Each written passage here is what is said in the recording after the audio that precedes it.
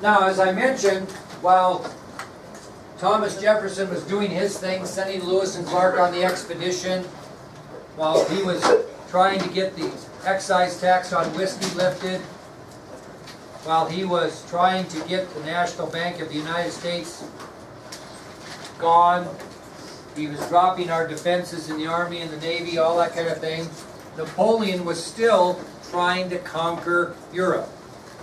And this war in Europe basically is going to involve the two most powerful countries, Great Britain and France, and it's going to cause some serious problems for the United States.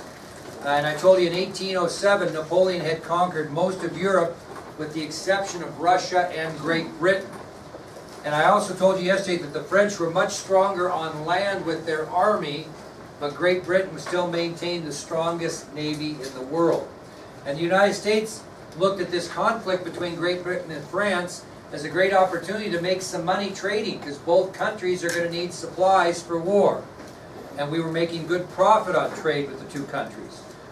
Well, Great Britain caught on to that, and since they controlled the seas, they made sure that France did not receive any American supplies. How'd they do that?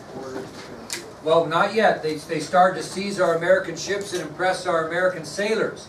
And this caused a lot of friction between the United States and Great Britain. And then Great Britain had the gall in 1807 to pass a series of laws known as the Orders in Council, which they're telling us that they forbid any of our ships from entering any port in France, which is hard to believe.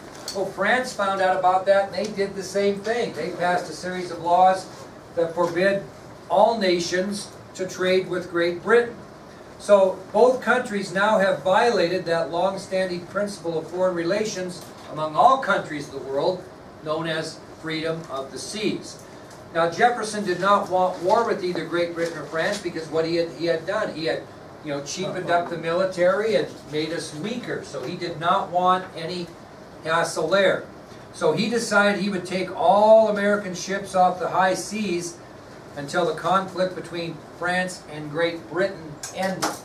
And that's kind of where we started by talking about the Embargo Act of 1807. Now, Jefferson wanted to end the continuing American conflict with both Great Britain and France. And to ensure he wouldn't have any hassle with either country, he had to take American ships off the high seas. And he didn't want to be doing that himself and be a one-man decision, so who did he turn to help him pass a law that would keep American ships off the high seas? Congress. Very good. So Jefferson turns to Congress, and he asked him to pass a law that would keep American ships from trading with any foreign country, which would include Great Britain and France. That new law that was passed would be called the Embargo Act of 1807. And when that was passed by Congress, it was basically a law that said American ships could not trade with anyone, including Great Britain and France, because he felt if he didn't go out on the high seas, he would just wait out this conflict between Great Britain and France. Hopefully it didn't last very long, and we'd be back to normal. Well, we ended with this yesterday with your comments. This new law really angered three specific groups of Americans: merchants who couldn't ship their products, farmers who could not sell their crops to the merchants that would ship their products, and then Andrew said, and not many kids picked this third one up, he said American sailors are going to be upset because they're out of a job. So what Jefferson has done with this Embargo Act of 1807 is he's made merchants mad, he's made farmers mad, and he's made sailors mad, which is a pretty good population of the United States at the time. Now, why in the world could you probably not enforce this Embargo Act? What could Americans do to circumvent the law? Somebody raise your hand and tell me. What could Americans do to make it hard to enforce this act of keeping ships off the high seas? Yes? Didn't they say that they lived on their boat? They did. They took their ships overseas in order to trade, and they traded under British or French licenses. They took their boat with them and lived on their boat, so to speak, took it out of America and either went over to Britain or went over to France and traded under their licenses. Okay? What might be another way you could circumvent the Embargo Act? If you can't take your goods and ship them out of America, where would be the closest place you could ship them out of? What? Canada. So what they did is they transported their goods to Canada and then shipped them out of Canada. Basically smuggled their goods over the border, the United States-Canadian border, and then shipped them out of Canadian ports. So although the law was meant to stop this type of thing, it really didn't, because a lot of Americans simply left the United States and took their ships overseas with nothing in them, went over to Britain or France, whichever country they chose, and began to sell goods under those particular licenses, which either side they took. Okay? And France was okay with them sailing under French licenses as long as they brought supplies to France. Would they bring them from Britain? No, they'd bring them from other countries in Europe, right? And Britain was the same way. Or they simply smuggled their goods over the border to Canada and shipped them out, took their ships over, docked them in ports in Canada, took them overland, and then shipped them out from Canada. So it wasn't a very strong law. Well, these merchants and farmers and sailors got upset and got upset and got upset, and because of the continuous pressure that they received, Congress repealed the Embargo Act on March 1st of 1809. So because of the pressure that they were getting, they being Congress and Jefferson, they were getting from merchants, farmers, and sailors, Congress repealed the Embargo Act on March 1st, 1809. Now, think about that date. What happens in March of an odd year? We usually inaugurate a new president. So when Congress repealed this act on March 1st, 1809, it was just 3 days before President Jefferson left office. It was 3 days before he left office. Okay? So the problem of this potential war with Great Britain or France is going to be passed on to the next President of the United States, and we'll tell you who that is by virtue of the election of 1808. Okay? So this war in Europe is still raging. The Embargo Act was an attempt to keep us out of war with France or Great Britain. Jefferson tried his best. Didn't work very good. Congress repealed the Embargo Act of 1807 on March 1st of 1809, 3 days before Jefferson left office, and it's going to be the responsibility of the new President of the United States to carry on this problem of war. Okay? Yes?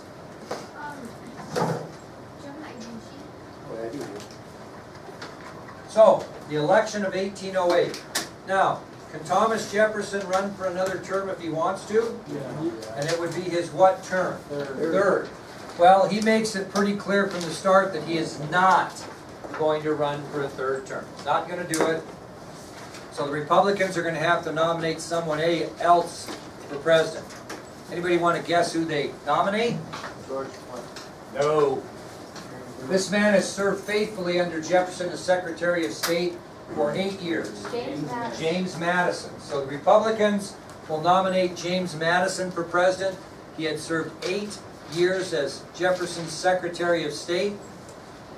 And the Federalists, they're just out of it. They don't have any candidates. They counter with the very same candidates they had in 1804. Charles Pinckney, Rufus King. Same bunch. Pinckney, Charles Pinckney, and Rufus King are going to run for the Federalists, and Madison is going to run for the Republicans. Okay, good. Thank you. Who was Jefferson's vice president? Anybody want to look that up? No? Who was his vice president? I said he wasn't related to Bill. George Clinton. George Clinton. Very good. Yeah. Well, this is a weird deal. This is a weird deal. George Clinton ran for vice president under Madison, right?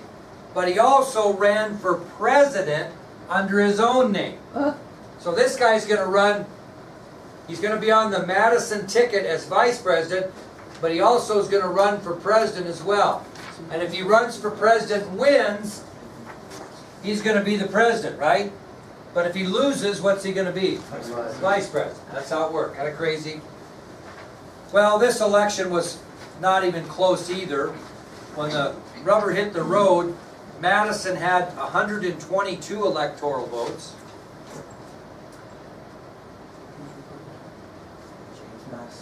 Charles Pinckney had 47.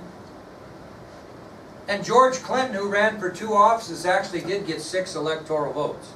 So when the smoke cleared in the election of 1808, James Madison was elected for, I'll repeat this 1,000,000 times. So just listen. I'll repeat it 1,000,000 times. James Madison wins the election with 122 electoral votes. George Clinton will get 6, and Charles Pinckney, the Federalist, will get 47. So again, Madison wins the election of 1808, 122 electoral votes. Charles Pinckney, the Federalist candidate, will get 47. And George Clinton, who ran for 2 positions, will end up with 6. Now, what's that? He was running for vice president. Yeah. So they don't get electoral. He actually gets the same electoral votes as Madison, or Clinton does. Your vice president and your president gets the same. Now, let me ask you this question. If George Clinton decided he would throw his name in for the presidency, would you say he did or didn't maybe get along or agree with James Madison? No, he didn't. I mean, why would you, if you agreed with him, why wouldn't you just run with him? Well, what do you think George Clinton spent most of his time doing as Madison's vice president? Undermining him, not supporting him. That's not good. So, anyway, James Madison wins the election of 1808, 122 electoral votes. Charles Pinckney, the Federalist candidate, gets 47. And George Clinton actually gets 6. And when he lost his bid for the presidency, he continued to serve as vice president, but spent most of his time undermining President Madison. Okay? Well, that'll take us to our next subtopic then, which is President Madison's attempt at diplomacy with Great Britain and France. President Madison's attempt at diplomacy with Great Britain and France. Anybody know what diplomacy is? Getting along. Diplomacy is trying to negotiate things so it works out for everybody. But I have a different definition. I have 2 definitions of diplomacy. One is, diplomacy is allowing others to have your way. Think about that. Diplomacy is allowing others to have your way. What does that mean, Jamie? If I'm going to allow you to have my way.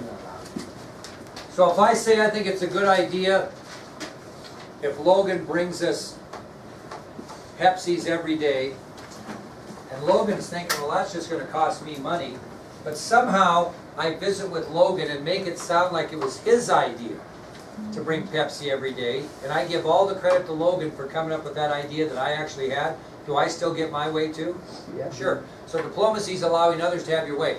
If you're a hardcore guy, I term diplomacy as telling someone to go to hell and they enjoy the trip. Okay? So you can look at it lots of different ways. Diplomacy is trying to get someone to agree to your point of view.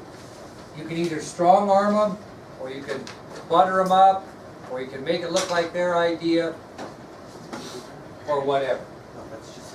So what Madison is going to do here is he's going to attempt diplomacy, try to negotiate with Britain and France, because we really don't want to go to war, do we? Because we're not in that great shape militarily. Now, this is going to be difficult because the first thing that Madison's determined to do when he becomes president is regain America's freedom of the seas. He doesn't want American ships to be stuck in American ports. He doesn't want Americans shipping their stuff to Canada and then shipping it out from there. He doesn't want American merchants to take their ships overseas and trade under British or French licenses. He wants America's freedom of the seas back. So he takes a diplomatic route. He urges leaders in both Great Britain and France to remove their orders in council, right, against them. Well, he gets a response from one of the two. One's favorable. He's pretty excited. Was it Great Britain or France who stated in 1810 that we'll lift our restrictions? France. France, very good. So, in August of 1810, Napoleon announces to Madison that France would no longer interfere with American shipping. So the French listen to what Madison has. They're always diplomatic. They're talking to each other, trying to avoid problems. And Napoleon says in 1810, France will no longer interfere with American shipping. Did Britain say no? They just didn't respond. Okay, so we weren't sure. So Britain doesn't respond to President Madison's diplomacy. They don't respond.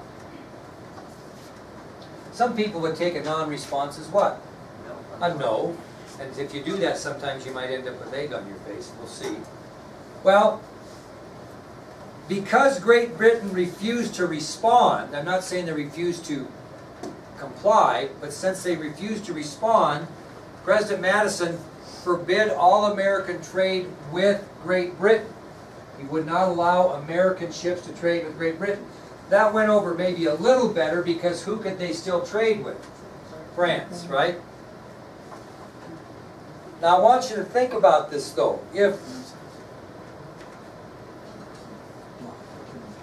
I'll repeat these many times. So unfortunately, President Madison did not receive a response from Great Britain, and because they refused to respond, he forbid all trade with Great Britain. American ships could not trade with Great Britain, but they could trade with France. So merchants and sailors and those types of things weren't as bad a shape as they were before. However, trading with France during wartime is going to place the United States in a war with who? Great Britain, no question. So this becomes a problem. He solved half his problem, not the other half. So he cuts off trade with Great Britain but allows trade with France. Well, if the United States trades with France during wartime, this is eventually going to lead to a war with Great Britain. Okay? Well, in the meantime, we're going to have another presidential election. The election of 1812. We're going to have another presidential election, the election of 1812. So we're out there in limbo, right? We're just about to get ourselves in a war with Great Britain because we're trading with France. Oh, no. Yeah, no, it is. Yeah, forever. Now, as the presidential election of 1812 approached, the United States is moving closer and closer and closer to war with Great Britain. And many Americans oppose war with Great Britain. And who are those people that oppose it? The weak old wimpy Federalist Party. Very good.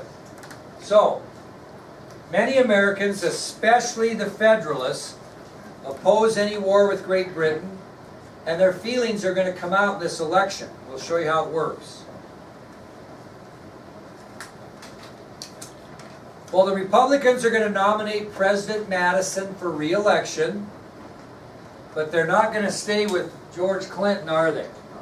He was pretty disloyal. So the man they choose to run with Madison in the election of 1812 is Elbridge Gerry of Massachusetts. It's on your ID sheet, I think, did you not? Yep. Elbridge Gerry of Massachusetts will run with Madison. They had to get rid of George Clinton because he was too disloyal. So, for the Republicans, Madison will run for re-election. Elbridge Gerry of Massachusetts will run for vice president. Guess who the Federalists nominate? Not George Clinton, but DeWitt Clinton, related to George. He probably didn't have DeWitt to make it. Didn't have DeWitt to make it? Okay. So the Federalists countered with DeWitt Clinton.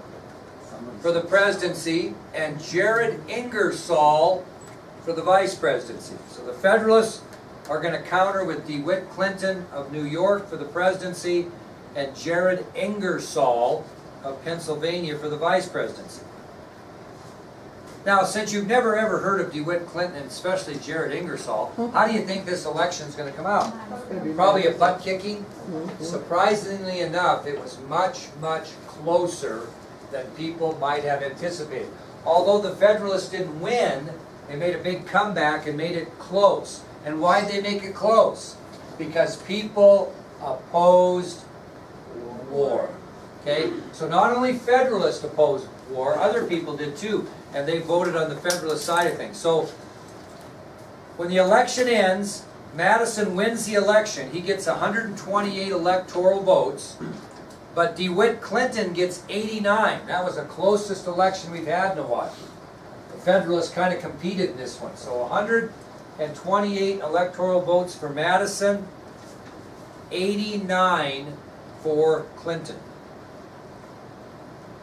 Now, who controlled Congress? Republicans or Federalists? Republicans. Now, although the Republicans are going to continue to control Congress after the election of 1812, many Republican seats were defeated and Federalists came in. So although the Congress is still Republican, there's a lot more Federalists in this Republican-controlled Congress than there was prior to 1812. Which again tells you, not only in the national election for president, but during these state elections for congressmen, people were what? Opposing war, because they're voting Federalists. So, during this election, many Republican seats in Congress were taken by members of the Federalist Party, and these results for the presidency and for the Congress showed that there were many, many Americans that opposed